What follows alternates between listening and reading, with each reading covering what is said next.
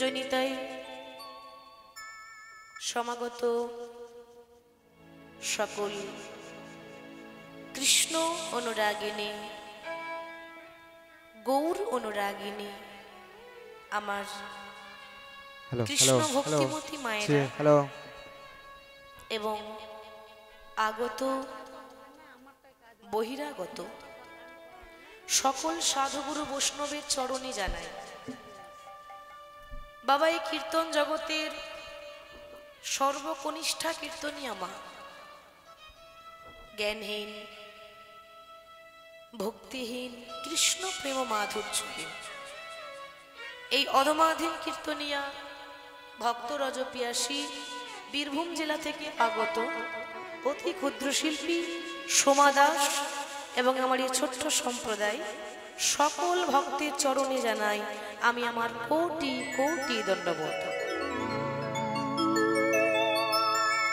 আজকে এত সুন্দর শুভ দিনে শুভ লগ্নে শুভ সন্ধ্যায়, সন্ধ্যা বললে হবে না, রাত্রি হয়ে গেছে, তাই তো মা? যাই হোক, এই যে এত সুন্দর একটা হরিবাসরের আয়োজন হয়েছে, একটা কথা বলি বাবা, শাস্ত্রে বললেন এই যে হরিনাম, হরিনামের জন্য কোনো শুভ দিন লাগে না, মানে দরকারই পড়ে না। যে কোনো শুভ দিনে, যে কোনো দিনে, যে কোনো মুহূর্তে আপনি নামের আয়োজন করতে পারেন। মা, যেদিনই আপনি নামের আয়োজন করবেন সেই দিনটাই তো শুভ হয়ে যায়, ঠিক তো? হরি নাম আয়োজন হয়েছে মানে আজকে আমাদের কাছে বড়ই আনন্দের কথা। সকল ভক্তের চরণ ধুলো মস্তকে নিয়ে আস্বাদন করব রাধাকৃষ্ণের লীলা, শ্রীমতী রাধারানীর সতীত্ব প্রমাণ।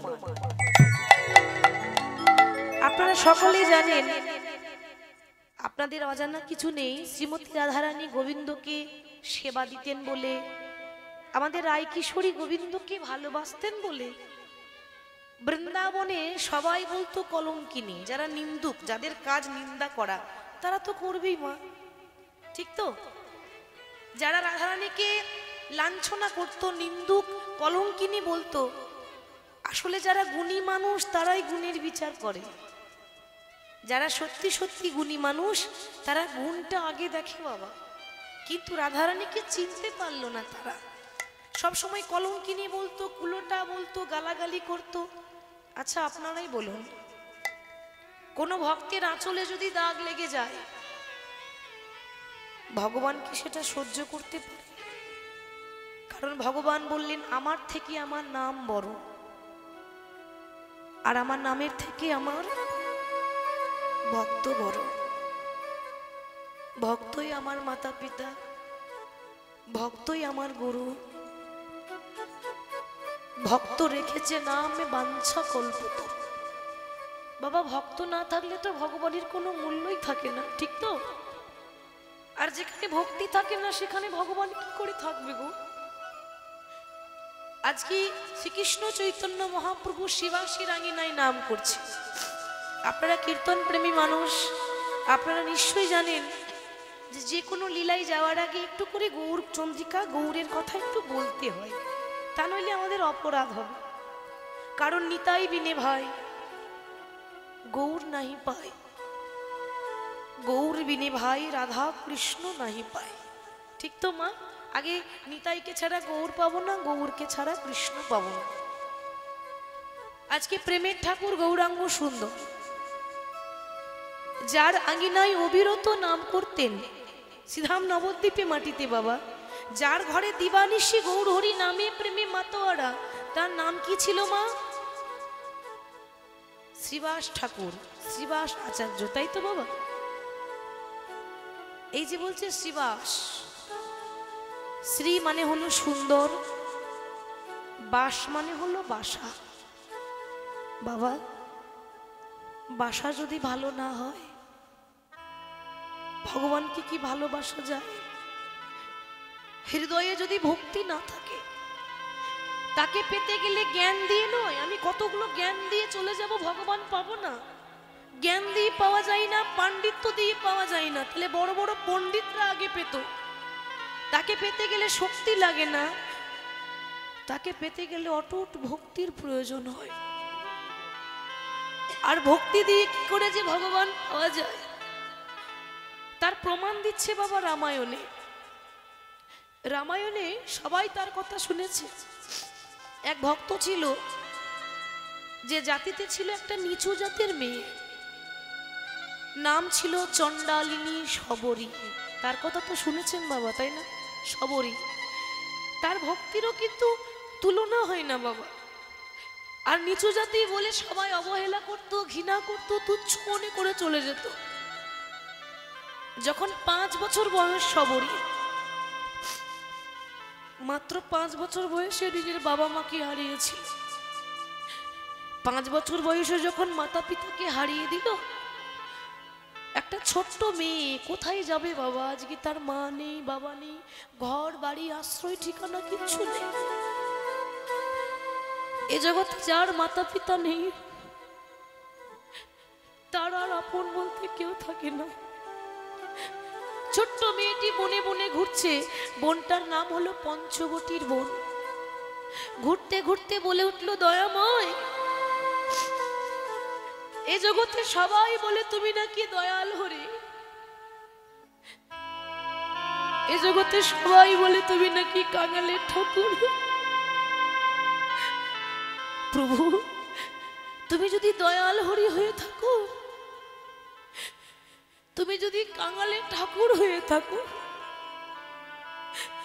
তাহলে কি কাঙালির প্রতি কোনোদিনও তোমার দয়া হবে না?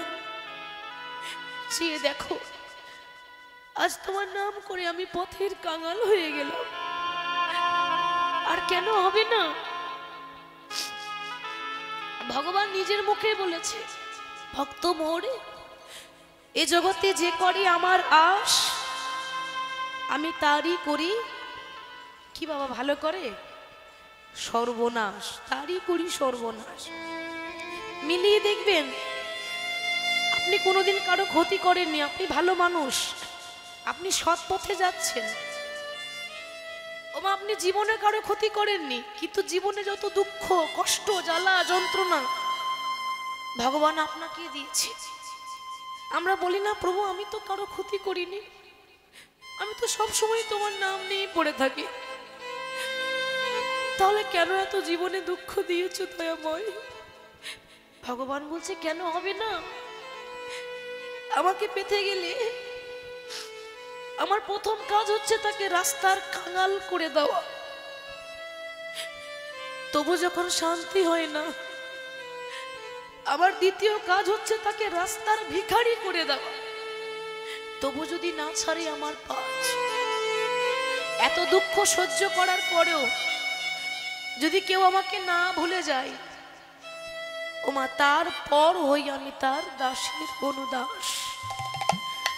ছোট্ট 5 বছরের শবরী বনে বনে ঘুরছে। প্রভু, সবকিছু তো কেড়ে নিলে,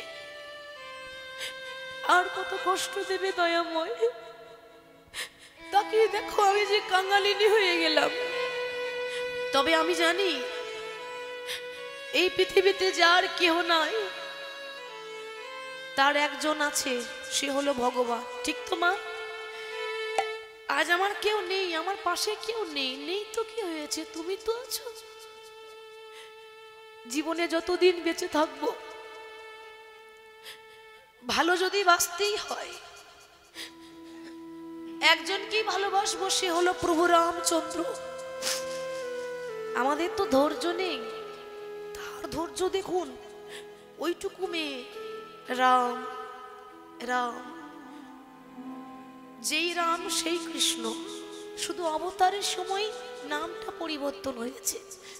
তো রামায়ণের কথা তো, তাই রাম রাম রাম রাম করতে করতে শবরীর সারা জীবন পেরিয়ে গেল, কিন্তু এখনো পর্যন্ত রামের দেখা পাওয়া গেল না। ওমা, সে ছোটবেলা থেকে বসে আছে, আজ এত বয়স হয়েছে, ভালো করে হাঁটতে পারে না, হাতে একটা লাঠি ধরে যায়। মনে রাখবেন, লাঠি কিন্তু সবাইকে ধরতে হবে, তাই না মা? কোন মানুষ, বয়স্ক মানুষ যখন লাঠি হাতে নিয়ে যায়, আমরা ঠাট্টা করি, আমরা দেখে ঠাট্টা করি, আমরা ব্যঙ্গ করি, ভুলে যাই যে ওই রকম দিন আমারও আসবে। ঠিক তো? ওই রকম লাঠি আমাকেও ধরতে হবে, চিরদিন আমি এরকম থাকবো না। বাবা বেলা যে যায়, বাসনায় আগুন দিতে হবে তো, আর লোভ লালসা নিয়ে পড়ে থাকলে হবে না। ওই বনের ভেতরে একটা ছোট্ট ঝুপড়ি ঘর, একটা তালপাতার কুড়ে ঘর, সেখানে থাকে আর প্রত্যেক দিন প্রভুর জন্য অপেক্ষা করছে। প্রভু, কবে তুমি এই কাঙালিনীকে কৃপা করবে দয়াময়, আমি তোমার জন্য অপেক্ষা করছি। এই পঞ্চবতী পাতায় পাতায় শুধু তোমার নামটি লেখা, তুমি আবার কবে আসবে ওরে, কবে দেবে দেখা। পঞ্চবতী পাতায় পাতায় তোমার নামটি লেখা, আবার কবে আসবে ওরে, কবে দেবে দেখা। এই পঞ্চবতীর পাতায় পাতায় শুধু তোমার নামটি লেখা, প্রভু আবার কবে আসবে হরি, কবে দেবে দেখা। পঞ্চবতীর পাতায় পাতায় তোমার নামটি লেখা, আবার কবে আসবে হরি, কবে দিবে দেখা। আজ তুমি নাই প্রাণের ঠাকুর, কাঁদে আমার মন, নীরবে হয়ে রই দাঁড়ায় পঞ্চবতীর বন। আজ তুমি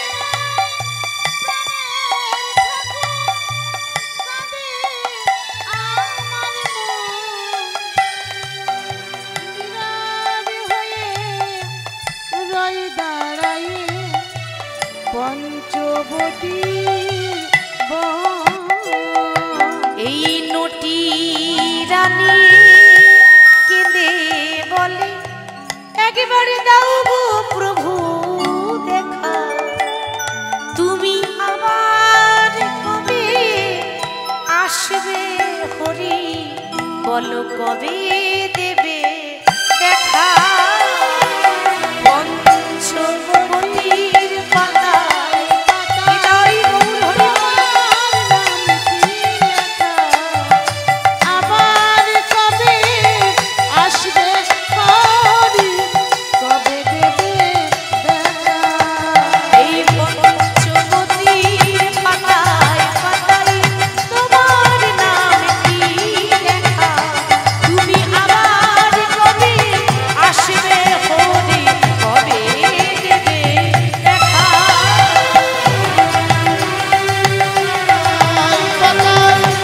তোমার নামটি লেখা, আবার কবে আসবে হরি, কবে দেবে দেখা। সবরই যখন বসে বসে অপেক্ষা করছে, মা একটা কথা মনে রাখবেন, আমার দয়াময় সবকিছু সইতে পারে গো, কিন্তু দুটো জিনিস ভগবানের সহ্য হয় না। একটা হলো কারোর অহংকার, আর একটা হলো ভক্তের চোখের জল। ভগবান অহংকার দেখতে পারে না, সহ্য করতে পারে না, আর ভগবান ভক্তের চোখের জল কোনোদিন সহ্য করতে পারে না। ভগবান মনে মনে ভাবছে, আহারে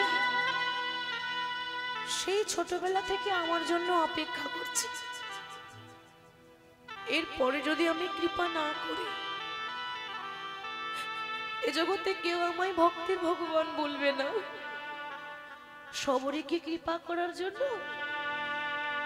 ভগবানের লীলা দেখুন। যখন রাবণ সীতা হরণ করে নিয়ে গেল, তখন ওই পঞ্চবটির বনে রামচন্দ্র হা সীতা হা সীতা হা সীতা করে খুঁজছে। বাবা, রাম তো ভগবান, তিনি জানতেন না যে আমার সীতা কোথায় আছে? তিনি জানতেন তো? যিনি ভগবান, যিনি ভক্তের অন্তরের কথা জানেন, রাম ভালো করে জানে যে আমার সীতাকে রাবণ নিয়ে গেছে। তিনি তো অন্তর্যামী, তবু কিন্তু সীতাকে খোঁজ করছে কেন? উদ্দেশ্যটা সীতার খোঁজে নয়, উদ্দেশ্যটা হলো ওই সবরীকে কৃপা করব বলে। রাম জেনে শুনেই পঞ্চবটির বনে ঢুকেছে। ভগবান তো জানে যে আমি গেলেই ওর সঙ্গে দেখা হয়ে যাবে। যেই না সবরীর তাল পাতার পুড়ে ঘরে ভগবান এসে দাঁড়িয়েছে, সবরী মনে মনে চিন্তা করছে, আমি কি দেখলাম? ও মা, এ জগতে যোগী যারে যোগী পায় না, এ জগতে মুনি যারে ধ্যানে পায় না, যিনি সৃষ্টি স্থিতি লয় প্রলয়ের মালিক, যাকে পাওয়ার জন্য ভক্তরা সারা জীবন পরীক্ষা দেয়, যাকে পাওয়ার জন্য ভক্তরা সারা জীবন কেঁদে যায়, সেই ভগবান আমার মতো কাঙালিনীর ঘরে এসেছে। কিন্তু মা, বসতে দেব কোথায় গো? এ জগতের ভক্তরা আমার প্রভুকে বসাবার জন্য বাড়িতে কত সুন্দর সিংহাসন পেতে দেয়, তাই না বাবা? প্রত্যেকটা ভক্তের বাড়িতে সিংহাসন থাকে, আমার গোপাল ঠাকুর বসবে, আমার গোবিন্দ বসবে। কিন্তু প্রভু, তুমি তো জানো আমি বড় কাঙালিনী, তুমি তো জানো যে আমার ঘরে বসার মতো সিংহাসন নেই।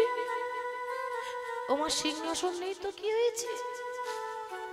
পরনে পড়েছিল একটা ছেঁড়া কাপড়, এমন একটা কাপড় পরে আছে 100 জায়গায় ছেঁড়া, ধুলো বালি নোংরা ময়লা লেগে আছে। কিন্তু মাগো, কাপড়ের মধ্যে ময়লা থাকতে পারে, মনের মধ্যে ময়লা ছিল না। কাপড়ের মধ্যে নোংরা থাকতে পারে, হৃদয়ের মধ্যে নোংরা ছিল না। আমরা তো শুধু বাইরেরটা দেখি, ভালো মন্দ বিচার করি, আমরা অন্তরটা কেউ দেখি না, ভক্তিটা কেউ দেখি না। ওই ছেঁড়া কাপড়ে করে মাটির বারান্দার ধুলোটা ঝাড়ছে। প্রভু, তুমি তো জানো আমার ঘরে সিংহাসন নেই, তুমি তো কৃপাময়, তুমি আমার মাটির ঘরটাকে সিংহাসন মনে করে গ্রহণ করো। রাম বসলেন, ভগবান বসে মনে মনে চিন্তা করছে, বাবা, যে সিংহাসনে অনেক বসেছি, গদিতে বসে যে সুখ নাই, ভক্তের মাটির ঘরে বসে সুখ আছে। সিংহাসনে বসে যে আনন্দ নেই, ভক্তের মাটির বারান্দায় বসে সেই আনন্দ পেলাম। আচ্ছা সবরী, তুমি আমায় বসতে তো দিয়েছো, কিছু সেবা দেবে না? আমার যে বড্ড ক্ষুধা পেয়েছে, দাও দাও, কিছু সেবা দাও। ওমা, কি দেবে গো? তার ঘরে দেওয়ার মতো শাক অন্য পর্যন্ত ছিল না, সকাল থেকে নিজেই না খেয়ে পড়ে আছে, কি দেবে? তবু বলছে, প্রভু, তুমি আমার মতো কাঙালিনীর ঘরে সেবা নিতে চাইছো?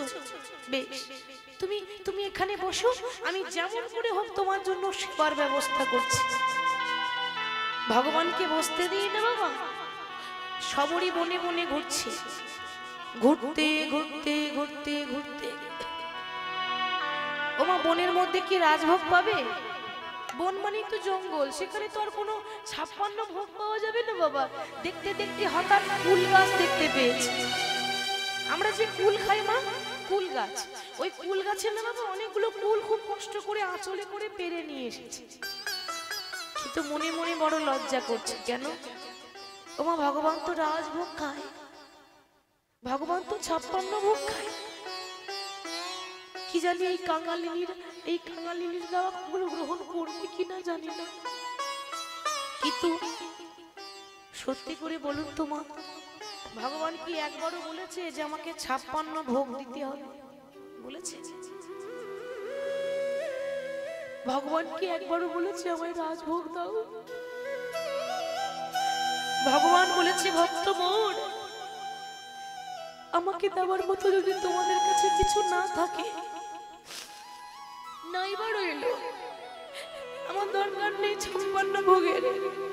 এ জগতে প্রত্যেকটা ভক্তকে আমি একটা করে গঙ্গার একটা করে যমুনা দিয়েছি, দুটি নয়ন। কেউ যদি দু ফোঁটা জলও যদি ফেলতে পারে, আমি যে জন্ম জন্মান্তরের মতো তার কাছে দাস হয়ে যাই। আঁচলে করে সেই কুল নিয়ে এবার যাচ্ছে প্রভুকে সেবা দেব বলে, বড় আনন্দে সেই কুলগুলো নিয়ে যাচ্ছে। প্রভু তুমি ফোটাও বলে ফটি গো দয়া, ঝরা বলে ঝরি, ফুল ফুটাও বলে ফুটি গো দয়া, ঝরাও বলে ঝরি। ফুল ফোটাও বলে ফটি গো দয়া, ঝরা বলে ঝরি। তুমি ফোটাও বলে ফুটি গো দয়া, ঝরাও বলে ঝরি। তুমি হাসাও বলে হাসি গো দয়াল, তুমি কাঁদাও বলে কাঁদি। তুমি হাসাও বলে হাসি গো দয়া, কাঁদাও বলে কাঁদি। তুমি হাসাও বলে হাসি গো দয়াল, তুমি কাঁদাও বলে কাঁদি। তুমি হাসাও বলে হাসি গো দয়া, কাঁদাও বলে কাঁদি। ফোটাও বলে ফটি গো দয়াল, ঝরাও বলে ঝরি। ফুল ফুটাও বলে ফুটি গো দয়াল, ঝরাও বলে ঝরি।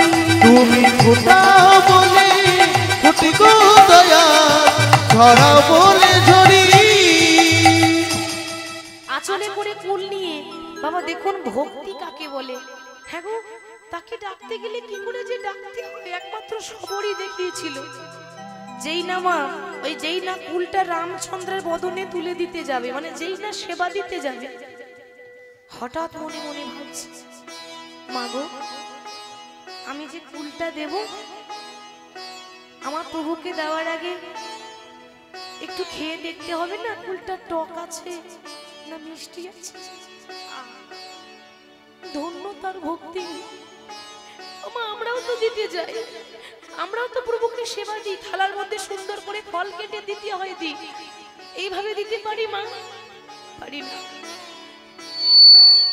যখন নিজের ছেলে খায় তখন একবার নয় 10 বার যাচাই করে দেখি যে ছেলেটা আমার খাবে, খাবারটা বাসি নয় তো, খাবারে পোকা পড়েনি তো, কেন আমার খোকা খাবে। আমার ছেলের যদি কোনো ক্ষতি হয়ে যায়, আমার ছেলে যদি কিছু হয়ে যায়, আমি কি করে থাকবো? কেন ভাবি বলুন তো? আমার ছেলে তো ভালোবাসি, কিন্তু আমার দয়াময়কে ভালোবাসতে পারলাম না। যদি ভালোবাসতাম তাহলে একবার অন্তর দিয়ে ভাবতাম। সবরই দেখুন এক একটা কুল নিজে খাচ্ছে, যেটা টক লাগছে সেটা ফেলে দিল বাবা, আর যেটা মিষ্টি লাগছে সেটা রামচন্দ্রের বদনে তুলে দিল। রাম মনে মনে ভাবছে, আহারে এ জগতে আমায় মন্ত্রে তন্ত্রে সবাই ডাকে, যে যেমন করে পারে সে ভগবানকে ডাকে। ঠিক তো? সবাই একরকম বলে, সবাই একরকম পরিবেশনা করে না, সবাই একরকম ডাকে না, সবার এক এক রকম ভাব থাকে। যে যেমন করে পারে আমাকে ডাকে, কিন্তু কয়জন আছে বলতে পারো যে সবরীর মতো এমন চোখের জলে ভেসে আমায় কেউ ডাকে না? চোখের জলে ভেসে কেউ ডাকে না, চোখের জলে ভেসে কেউ ডাকে না, চোখের জলে ভেসে কেউ ডাকে না। আমায় মন্ত্রে তন্ত্রে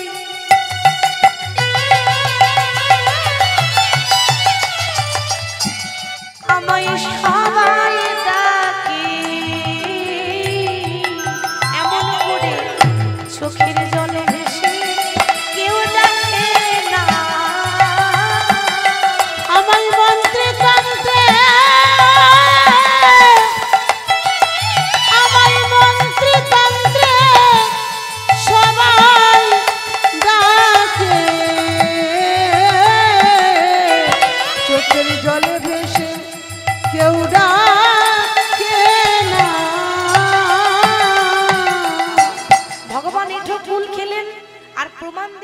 ভক্ত মোর দেখে নাও, ভক্তদের মধ্যে আমি বিচার করি না।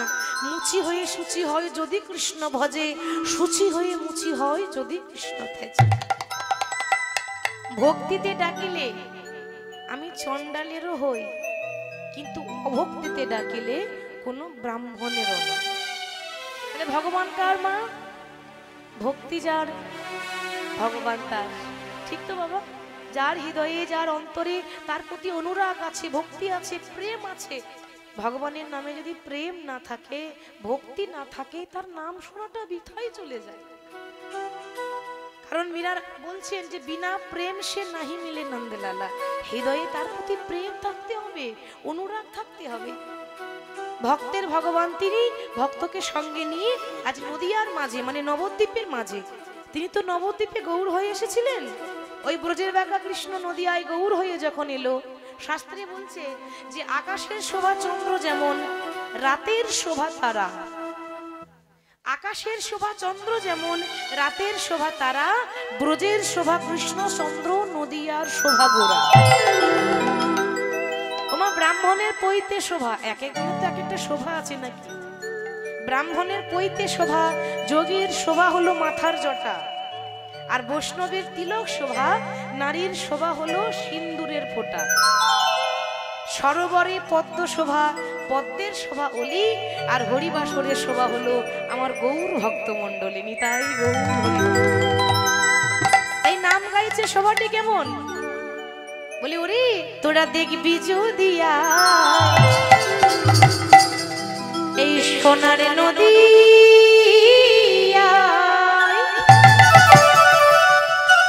আচ্ছা, আমার লক্ষ্মী মায়েদের বলছি, একটু উলুধ্বনি দেওয়া যাবে? বাহ, লক্ষ্মী মায়ের মতো দিয়ে দিন তো দেখি একসঙ্গে, সবাই মিলে জোর করে। দেখি এদিকে একটু জোরে দেবেন, কেমন? নিতাই গৌর হরি হরি।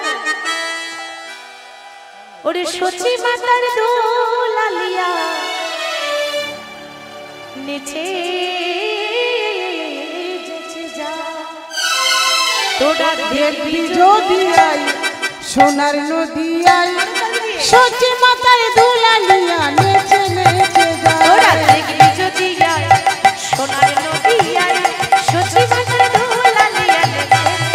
তোরা দেখবি যদি আই সোনার নদিয়ায়, সচি মাতার দোলালিয়া নেচে নেচে যায়। তোরা দেখবি যদি আই সোনার নদিয়ায়, সচি মাতার দোলালিয়া নেচে নেচে যায়।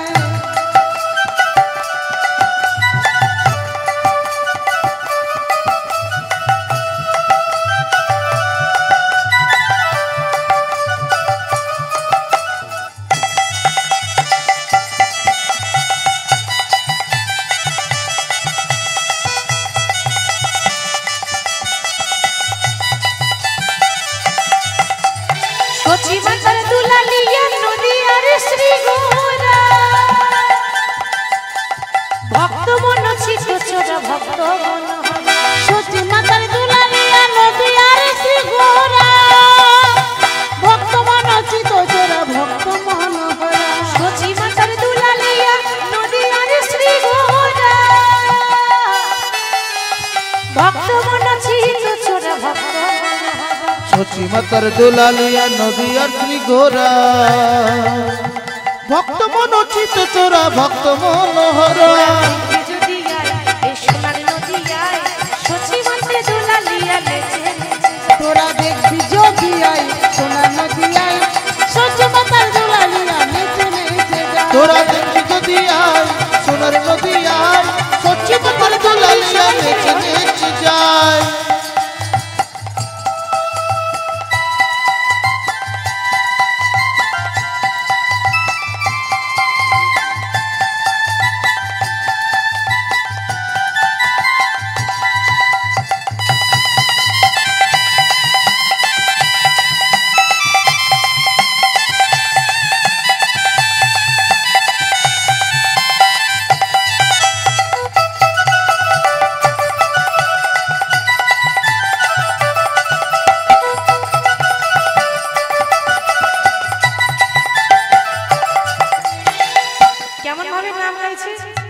ভক্তদেরকে সঙ্গে করিনি, ভক্ত ছাড়া নাম আছে মা। এই যে দেখবেন কেউ যখন কোনো গল্প বলে, কেউ একটা কিছু বলছে, এখন গল্প শোনারও কিন্তু নিয়ম আছে, ঠিক তো? কি নিয়ম বলুন তো? কেউ কিছু বলছে আর আপনি যদি চুপ করে মানে বসে বসে শোনেন, ভালো লাগবে? লাগবে না, না? তাহলে কি করতে হয় মাঝে মাঝে? কি গো দিতে হবে তো নাকি? দিতে হবে, সারা শব্দ দিতে হবে তো, তাহলে বলতে ভালো লাগে, বক্তার বলার উৎসাহ বাড়ে, তাই না?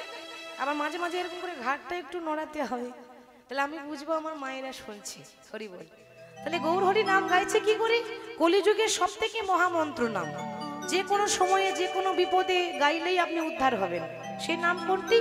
হরে কৃষ্ণ কৃষ্ণ কৃষ্ণ হরে হরে, হরে রাম রাম রাম হরে কৃষ্ণ কৃষ্ণ কৃষ্ণ হরে হরে, হরে রাম রাম রাম হরে হরে।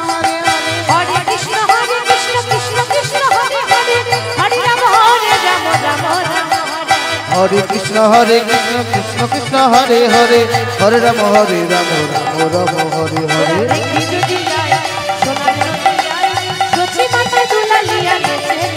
তোরা দেখবি যদি আই সোনার নদী আই, সচি মাথায় দোলালিয়া নেচে নেচে যায়। তোরা দেখবি যদি আই সোনার নদী আই, সচি মাথায় দোলালিয়া নেচে নেচে যায়।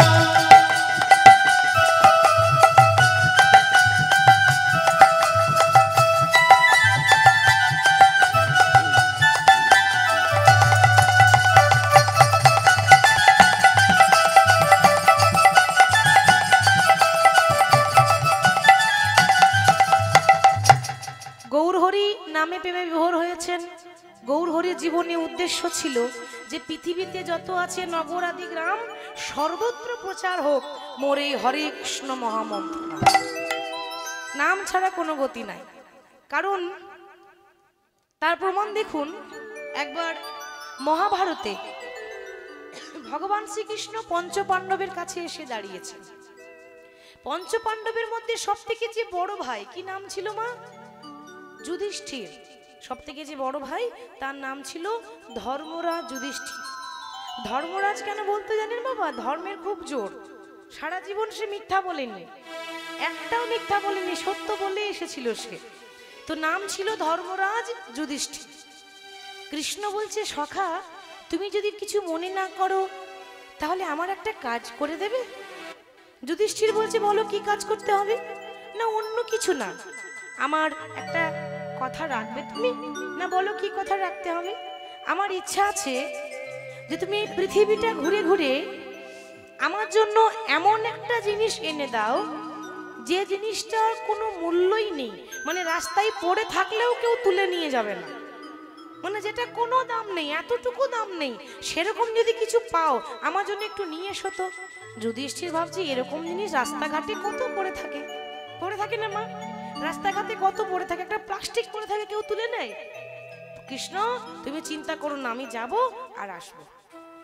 যুধিষ্ঠির তো কম বুদ্ধিমান ছিল না, সবার আগে যাচ্ছে শ্মশানে। শ্মশানে কেন? সে জানতো যে শ্মশানের মতো পবিত্র জায়গা আর কোথাও নেই।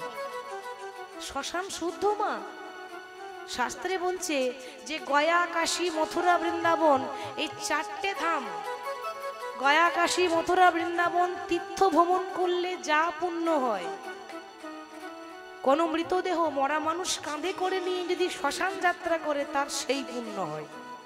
ওই জন্য তো কেউ যদি মারা যায় দেখবেন গ্রামের সবাই যায় না, কাঁধে করে নিয়ে তাকে নিয়ে যেতে হয়, শ্মশান যেতে হয়। কারণ তাকে নিয়ে যাওয়া, শ্মশান যাওয়া মানে পুণ্যের অধিকারী, তার ধর্ম হবে, তার পুণ্য হবে। আর শ্মশান যদি পবিত্র জায়গা না হতো তাহলে এত এত জায়গা থাকতে ওই ভোলানাথ মহেশ্বর শ্মশানে বসে ধ্যান করতেন না গো। তিনি ধ্যান করেন কিন্তু ওই শ্মশানে বসে ধ্যান করেন। আমরা শ্মশানের নাম শুনলে ভয় করি, কেন? শ্মশানে কি আছে? আমরা বলি ভূত আছে, ভূত নেই শ্মশানে, শ্মশানে ঠাকুর থাকে। তো শ্মশানে কোনো ভূত নেই, আমাদের একটা মনে ভ্রম, আমাদের একটা ভয়। যাই হোক, তো ধর্মরাজ যুধিষ্ঠির প্রথমেই শ্মশান যাচ্ছে। তা শ্মশানেই যাচ্ছে, তাও আবার প্রভুর নাম গাইতে গাইতে। সে সদা সর্বদাই প্রভুর নাম গায়। তা গাইছে কেমন করে? বদন ভরে গাউরে মন হরে কৃষ্ণ নাম, হরে কৃষ্ণ নামে জপ জপ যোগীরা। একবার বদন ভরে গাও রে মন হরে কৃষ্ণ নাম, হরে কৃষ্ণ নাম জপ জপ যোগীরা। ভরে গাও রে মনে হরে কৃষ্ণ নাম, হরে কৃষ্ণ নামে জপ জপ যোগীরা। বদন ভরে গাও রে মন হরে কৃষ্ণ নাম, হরে কৃষ্ণ নাম জপ জপ যোগীরা।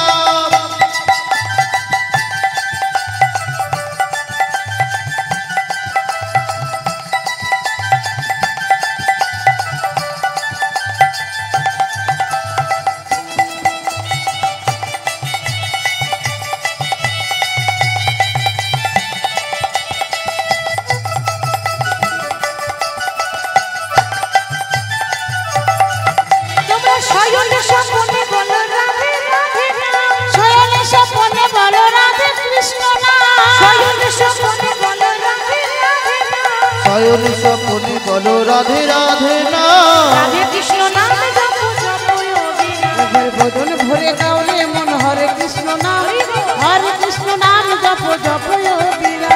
বদন ভরে গাও রে মনে হরে কৃষ্ণ নাম, হরে কৃষ্ণ নামে জপ জপ যোগীরা। বদন ভরে গাও রে মন হরে কৃষ্ণ নাম, হরে কৃষ্ণ নাম জপ জপ যোগীরা। গাইতে গাইতে যেই না শ্মশানে ঢুকেছে মা, মানে প্রথম প্রবেশ করেছে, ও মা ধর্মরাজ যুধিষ্ঠির দেখছে কি গো, শ্মশানে প্রবেশ করে দেখছে একটা পোড়া বাঁশ পড়ে আছে। বাঁশ তো জানেন ওই বাঁশের দোলাই করে তো মৃতদেহ শ্মশানে নিয়ে যায়, তো পোড়া বাঁশ পড়ে আছে। যুধিষ্ঠির মনে মনে ভাবছে বাহ পেয়ে গেছি। কৃষ্ণ কি বলেছে, এমন কিছু নিয়ে এসো যেটা রাস্তায় পড়ে থাকলে কেউ তুলে নিয়ে যাবে না, মানে যার কোনো দাম নেই। ও মা এই বাঁশটার তো কোনো দাম নেই, শ্মশান থেকে বাঁশকে নিয়ে যাবে, এর তো কোনো দামই নেই, তাহলে বাঁশটাকে নিয়ে যাই। এবার যেই না বাঁশটাকে তুলতে যাবে, বাঁশ বলছে দাঁড়াও, কি ভাবছো তুমি, তুমি আমাকে নিয়ে চলে যাবে ভাবছো কেন? আরে বাবা তোমার কৃষ্ণ কি বলেছে, যার কোনো দাম নেই তাকে নিয়ে এসো। তুমি ভুলে যাচ্ছ আমি বাঁশ হলে কি হবে, আমারও তো দাম আছে।